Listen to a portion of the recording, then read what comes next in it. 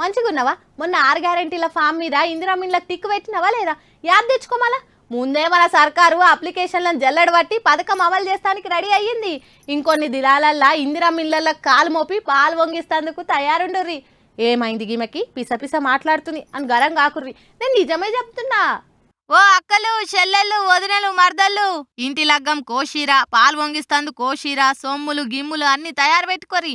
ఇంకొన్ని దినాలల్లా ఇందిరామిన్ల పథకం అమలు చేయబోతురట. తెలంగాణ రాష్ట్రంలో ఇందిరామిన్ల కోసం 84 లక్షల దరఖాస్తులు వచ్చినట్టు అధికారులు చెప్పారు.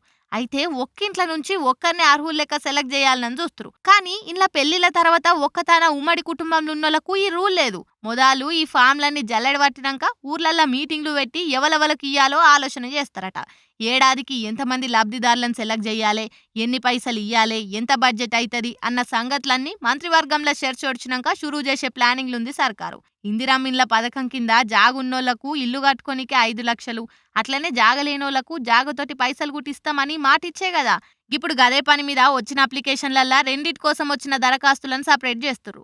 ఇక ఈ ముచ్చటిట్లుంటే మహామహా గొప్పలున్న మనతాన అతి జాగ్రత్తతోటి ఒక్క మనిషే రాష్ట్రంలో ఏడేడ దరఖాస్తులు ఇచ్చిండో తెలుసుకునేందుకు ఆధార్ నంబర్లను AI టెక్నాలజీ వాడి బయట పెట్టే పనిలున్నారు. కొత్త సర్కార్ వస్తే బతుకులు మారుతాయి అని ఎదురు చూసేటోళ్ళ దాంట్లో ఎంతమంది కొత్తిండ్లకి పోయి పాలు వంగిచ్చి పరమానం వండుతారో చూడాలిగా.